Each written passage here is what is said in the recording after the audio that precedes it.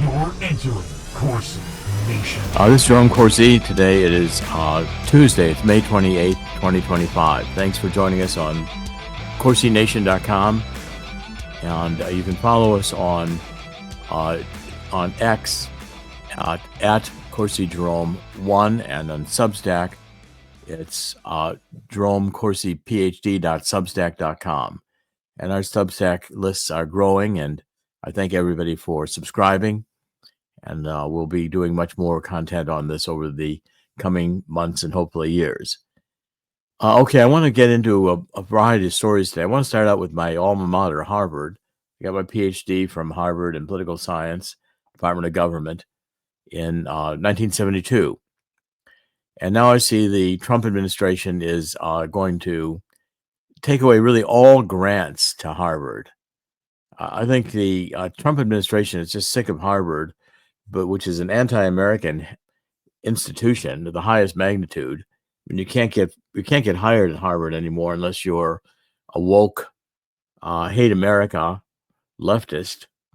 And so all remaining federal contracts canceled is going to hurt Harvard.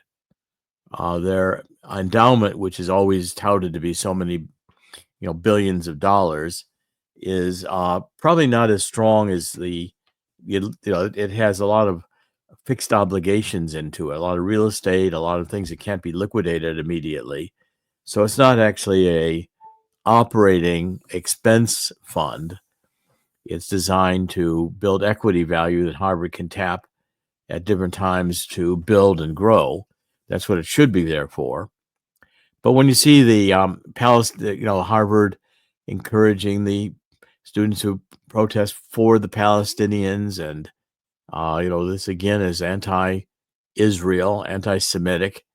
The left is anti-Semitic. Left hates Jews. Jews were really the first to, seek equal recognition for Jews. All of them followed by blacks seeking equal recognition, and now going back in the 1800s, the Irish and the Italians coming to America, who were initially discriminated against very strongly. So the world is moving towards acceptance of all these different races and nationalities and cultures. But again, once you get into this cultural diversity and all these other leftist ideas, you're quickly going over into value relativism. And I point out in my book on the truth about neo-Marxism, cultural Maoism, and anarchy, that this is the key to the left's destruction of classical values, which assume that there's a right and wrong. Even in natural right and wrong, which the Greeks called. In other words, you can't jump off a building and expect to fly. And there's rules of how the world operates, and you're going to crash to the ground and probably kill yourself. But in that book, I really did dig into this whole evolution of political philosophy, where the woke is what we have today, and it's completely twisted logic. It's actually an elevation of the sociopathic thinking, because you're fundamentally taking people who are completely in their own little world and self-defined world. It's like schizophrenia, and they expect the entire world to accept their definition of reality. Well, we have everybody having their own peculiar definition of reality. We don't have an operating society, and that's the point of the left, is they want to destroy everything we have, traditional values, to build their utopia. But their utopia, as we see in Great Britain now, is a totalitarian nightmare. And that's where we're headed if we don't stop this woke left. And fortunately, with Donald Trump in office, we're beginning to stop it. Now, also, the Trump administration is demanding that we re-examine foreign visas for students. They're not going to flood our universities with foreign students any longer and pay for them, especially if we haven't examined what their social media content is. Why are we bringing in foreign students who hate the United States? And why we bring in Chinese foreign students who may be here to steal our technology, get educated in the United States, and go back and wage war for China. So essentially, the halting of the new student visa applications and the determination to choke off the federal money to these universities that are so radically left, these are the things that are going to, I think, be keystones to what the Trump administration is doing to reverse Obama-era policies. Now, the key Obama policy was to federalize all student loans. So therefore, by pumping in student loans in huge billions of dollars, these universities got a largesse from the government where they could hire more faculty and expand. And the faculty they hired were woke, anti-government, which we funded. So I think Trump is reversing these policies, and it's going to mean a lot of universities are going to struggle to survive. And Harvard itself is going to be crying and screaming, and there's no better group to cry and scream because they've got the ear of the leftist media who will take the antics at Harvard and try to make it mainstream media news while ignoring other stories that are really much more important. Okay, so if the woke universities die, we'll be better off for it. Why are we have an intelligentsia who's educating a group of Americans to hate America? It makes no sense whatsoever. Okay, now I want to move into a combination today of some economic stories, some corruption stories, and what's going on with the two wars, which I do not see ending right now: Ukraine and Russia, and the war in Israel, with Israel against really Iran. Both, I think, are heating up and coming to new critical points. And if they do, we'll be back at the brink of nuclear war pretty soon. We backed away from that during the transition in the months up to January 20th when Donald Trump took office. And there was a lot of hope that Donald Trump would settle both of these conflicts. That has not happened.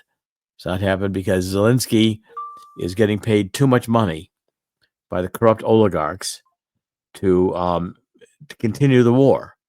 As long as they can continue to get money from Europe, and it looks like Germany is now going to do the funding of Zelensky. And if Zelensky gets funding from Germany, he'll just keep fighting.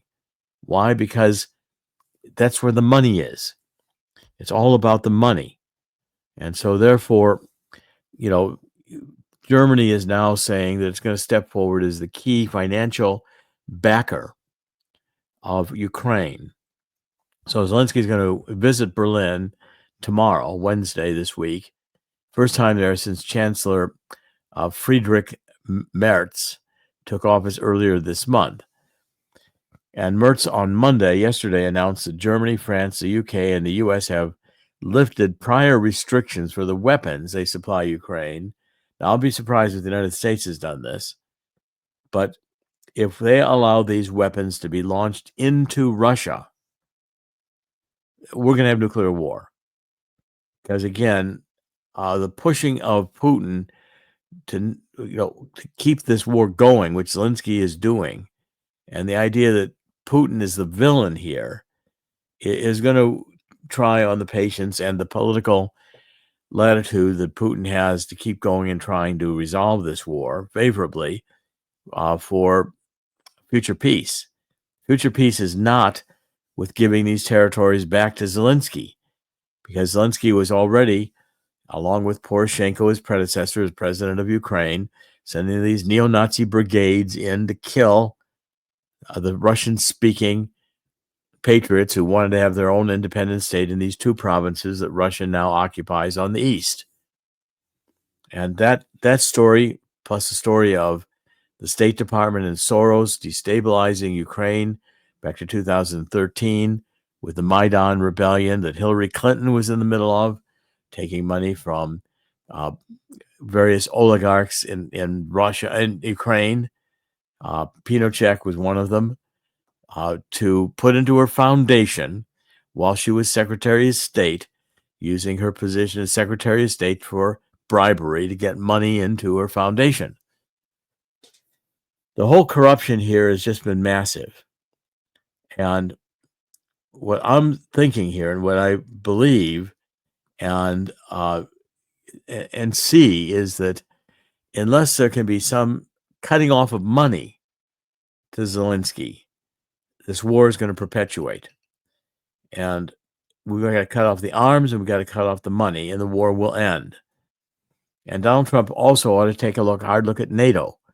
If NATO is determined to continue this pushing itself to the edge of Russia, it's again antagonistic to Russia. It'd be like having the Cuban missiles from Khrushchev, Russian missiles placed in Cuba, which caused the Cuban Missile Crisis in 1962.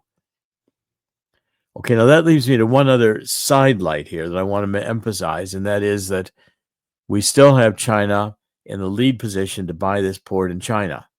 In Chile, and in South America.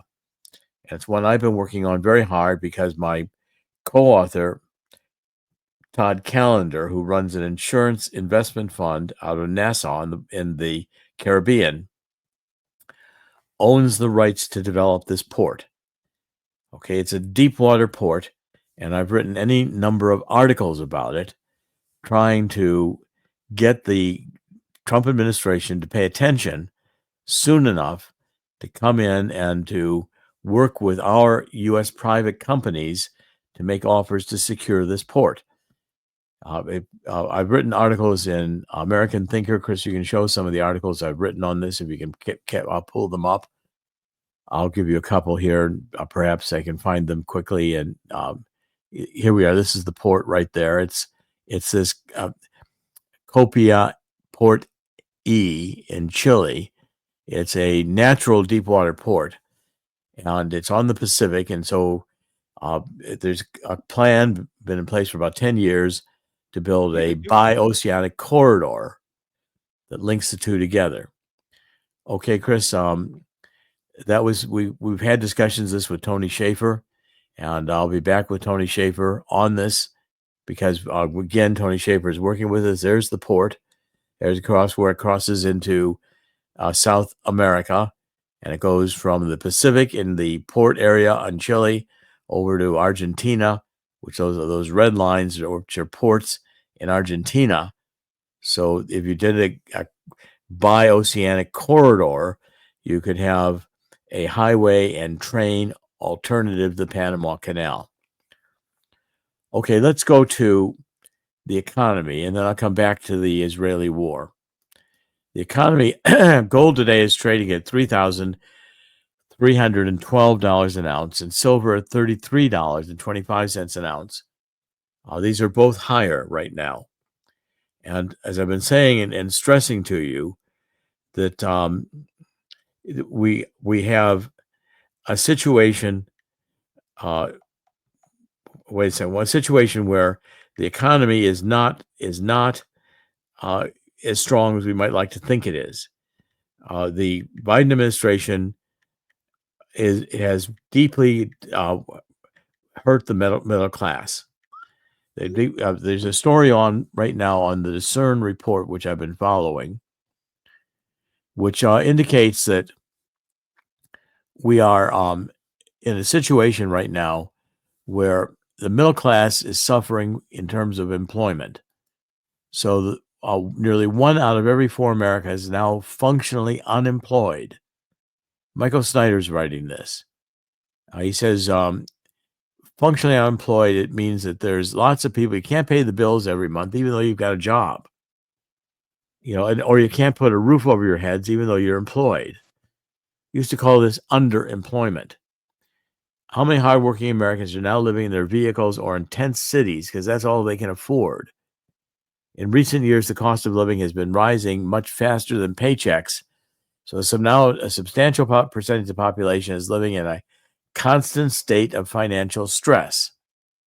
Okay, now this has been intentional. Okay, this has been intentional. And I've been writing about it and indicating that, we have found that since the lifting of the lockdowns, the middle class has not come back. The middle class is still struggling to come back. And that's the case across the world. None of this is unintentional. It's not all intended. Why? Because the idea is to destroy the modern industrial state, which is to destroy capitalism. Okay, so the true rate, and I used to follow this a lot with, the true rate of unemployment. The Institute for Shared Economic Prosperity is saying the true rate of unemployment in April was more like 24.3%. The official Bureau of Labor rate remained unchanged at 4.2%, but this new measure measures not only unemployed workers, but also people who are looking for work and can't find full-time employment, as well as those stuck in poverty wage jobs. So by tracking functionally unemployed workers, the measure seeks to capture the labor market nuances that other economic indicators miss. Okay, and these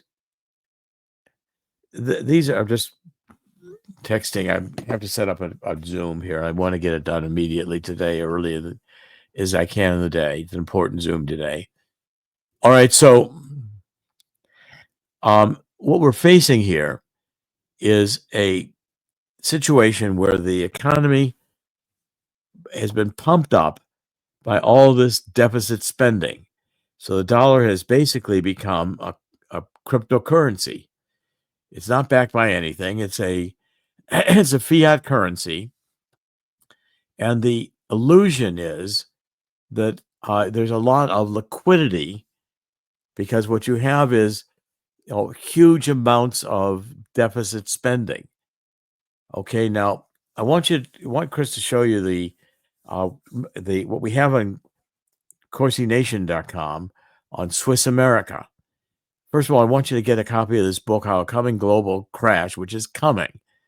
The sovereign debt is way too high, and the financial system needs to be fundamentally readjusted. Now, a coming global crash will create an historic gold rush. We're in that gold rush. Okay, now you get a copy of the book by calling Swiss America, 1-800-519-6268. And I'm urging you to do so, 1-800-519-6268. And talk to them about a self-directed IRA. Self-directed IRA lets you have a depository account in Delaware where you can hold your gold and silver under your IRA.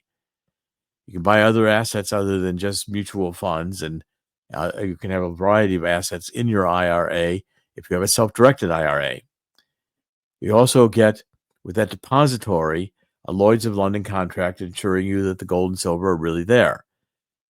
Now, by doing this, and Swiss America will set it up for you. Call it again, 1-800-519-6268. You'll have some assets that are going to appreciate while the dollar diminishes. Okay, and again, don't trust the stock market or your mutual fund companies. Many of you out there have your IRAs in mutual funds. We say, oh, well, that's okay. Well, stock funds aren't doing well. We can trade it, go into bond funds. With Stay in the Family, we don't have to pay additional charges. Well, that may be true, but the bond funds are also tanking, because bonds today are going at a much more hefty price and interest that has to be paid, given that Moody's just recently downgraded the credit rating of the United States of America. That's the second downgrade we've had. Okay, now this big, beautiful bill being passed, I think it will get through the Congress, but it's going to take a lot of revisions in the Senate. And it looks like Elon Musk is coming back to Washington to make sure his Doge cuts get respected. And Ron Johnson is out there championing it. The point I'm making is that you could see the stock market, the Dow Jones Industrial Average, start trading consistently under 40,000. If it does, a lot of capital is going to be lost. Make sure you don't lose your capital. There's a lot of reports now on the Swiss America website. I've just written a new report which is going to come out about a surge that's going to occur in gold because of these new Basel III rules that are going into effect that allow banks to carry real gold at 100% of their value, on the market value. That's a change. Gold becomes now a tier 1 asset under the Basel rules, and that's extremely important.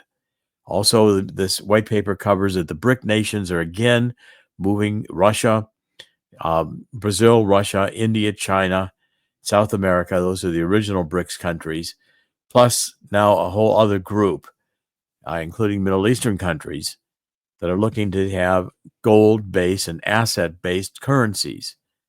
The United States doesn't come up with some formula of this nature, we're going to find that the dollar is going to become increasingly worthless, and we're going to be faced with a situation where the downgrades are going to continue.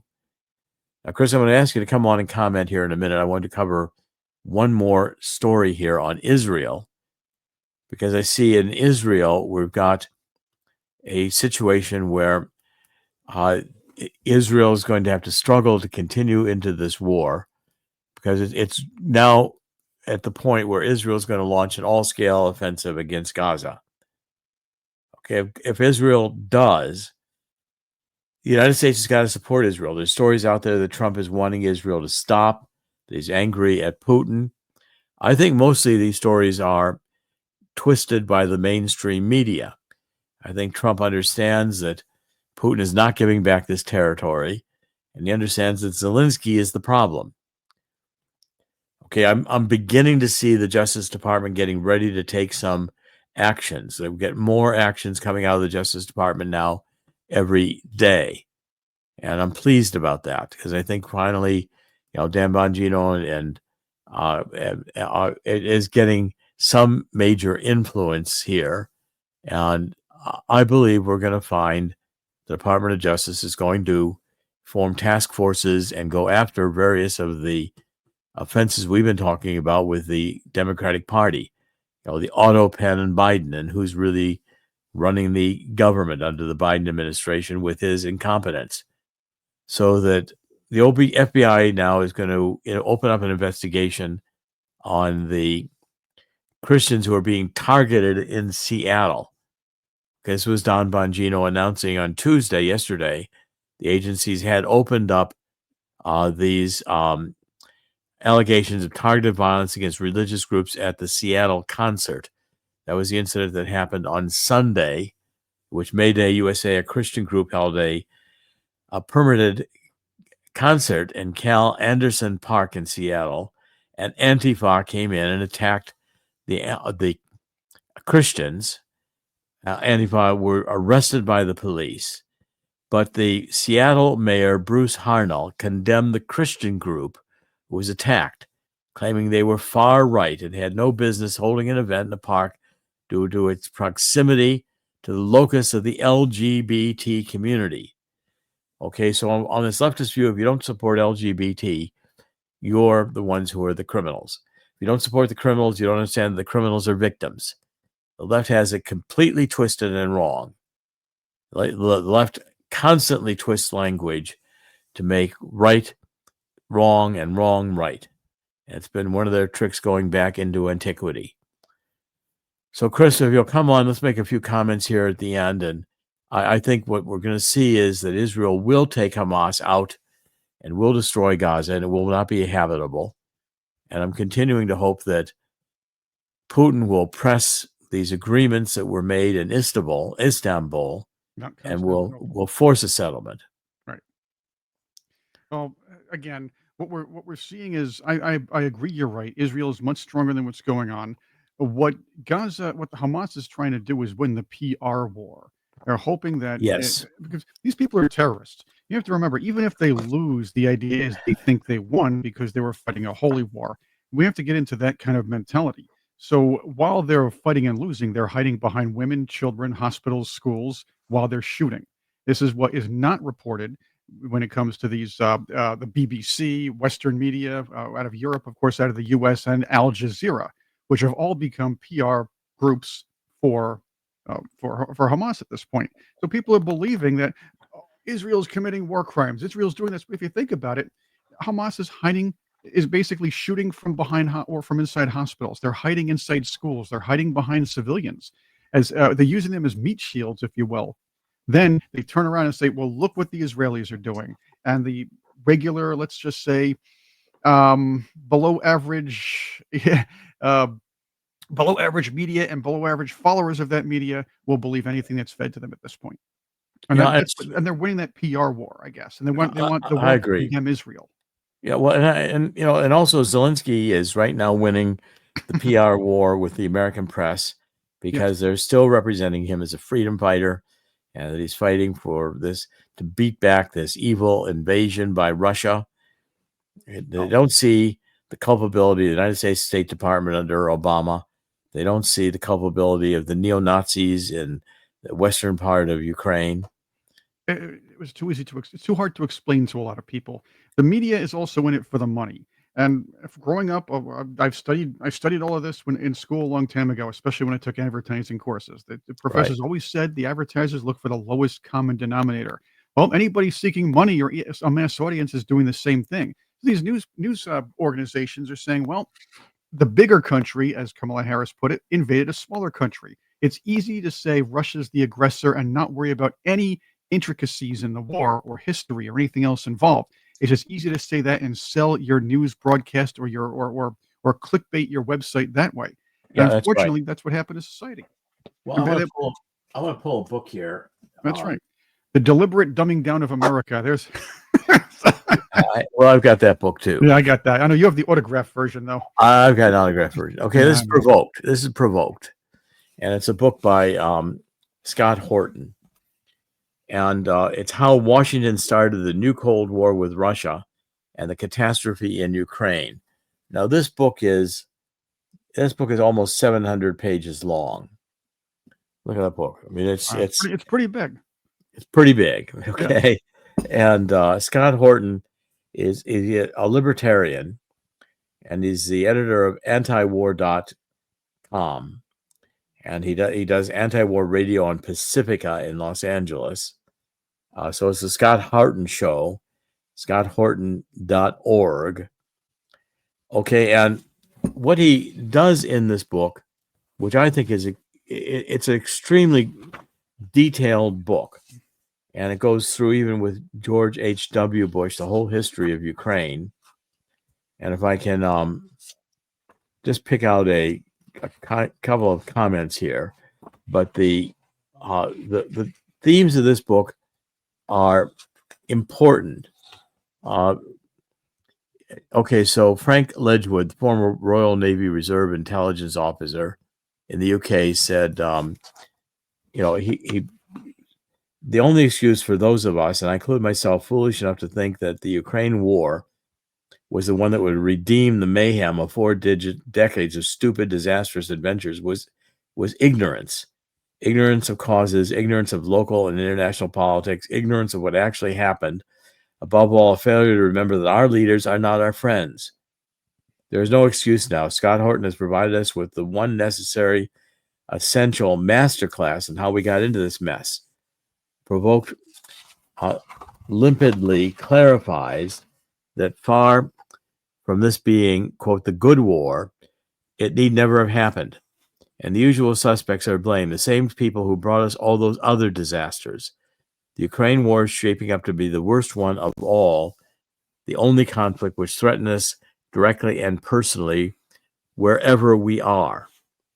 Okay, now, when you go through all of this in its detail, which is truly impressive, you come out with some really intelligent writing about all of the things, including the Russian collusion scam, including the Maidan rebellion, including all of the different things that we've had to go through over the last few years. Now, I'd say that as I read it, having been involved in the Mueller investigation myself, I thought that he did an exceptionally good job detailing how we got into this mess and how the left has been determined to go to war with Russia. So, and having been involved in all of this, I can tell you for a fact that the nature of what the Mueller investigation was, which was nothing but lies, resembles what the Ukraine war is in the mainstream media, and that is nothing but lies. Okay, so I just want to read you one part here about the Russian collusion. It's on page 409. It was Brennan all along. Reportedly, the rumors of Trump's illicit relationship with Russia began when British GCHQ, their intelligence agents, passed information to the CIA at the end of 2015. No one has ever gotten to the bottom of what alleged facts the original investigation was based on, but that was just a cover story for British involvement. They gave the same story to CNN. Former CIA Director Brennan also told PBS Frontline that they were looking at Russian interference, if not Trump's supposed subordination to Russia, in late 2015. Only in February 2024 was finally revealed by reporters Matt Taibbi, Michael Schellenberger, and Alan Gutentag that it was in fact Brennan who concocted the Russian Gate hoax in the first place. He had asked the Five Eyes intelligence agencies of the Anglophone countries to help him bump and reverse target 26 Trump advisors to entrap them in his invented crime long before the official Crossfire Hurricane FBI investigation was ever launched. This was the reason for why Halper, another intelligence agent, had set up Carter Page, and lied about General Flynn. The MI6 agent Mifsud, and now they're Italian involved in this, rumor mongering to Papadopoulos, was also entrapped in this scheme, another Trump advisor, and the Australian ambassador Downer's lies about the same, all to get the fake federal investigation started. The reporters based their story on the same set of documents Representative Nunes cited in his famous vindicated memo. Foreign Intelligence Service and Surveillance Act is a felony statute. If the law applied to government employees, these men and women would all go to prison where they belong. Okay, now that's the same story I told in my book on coup d'etat, and it's true. But I really encourage, this is another book I encourage people to read. I know it's a long read, but you will learn in this book things that are, every page I turn on this thing, he is telling the truth. It took an enormous amount of work to write this book, but it is well worth the read. Okay, and he calls Zelensky the great leader on TV who is just another crook like the rest of them. In October 2021, just as his and Biden's policy was pushing this crisis to a head, somebody leaked the Pandora Papers to the International Consortium of Internet Investigative Journalists, exposing a coterie of bankers, lawyers, accountants, and registration agents who helped hundreds of billions of dollars move undetected around the world every year. Okay, and I followed that and reported on that story. Those included leaders of America's client regimes in Jordan, Ukraine, Azerbaijan, among others. They showed that Zelensky and his aide, Sherry Sheffer, set up offshore businesses to run his TV production company and invest in expensive properties in London. After ostensibly giving up his shares upon assuming the presidency, this international consortium wrote that an arrangement was soon made that would allow the offshore to keep paying dividends to a company that now belongs to his wife. Okay, so the corruption is enormous. I was watching a film by a producer called Davi, D-A-V-I, about yesterday about the Hunter Biden. It's just a magnificent film. I'm going to try to play some clips of it here in the next few days. Thank you for joining us, Dr. Jerome Corsi. Today it's Tuesday. It's May 28th, 2025. In the end, God always wins, and all these things God's going to win too, provided we keep praying. And in the spirit of 2 Chronicles 7:14, let's get on our knees and ask God to forgive us for letting the world get to this condition. We need a great awakening, and I believe it's beginning to happen throughout the land. Thank you for joining us. Please spread the word about this program. CorsiNation.com with podcasts every weekday. Thank you for joining us. God bless.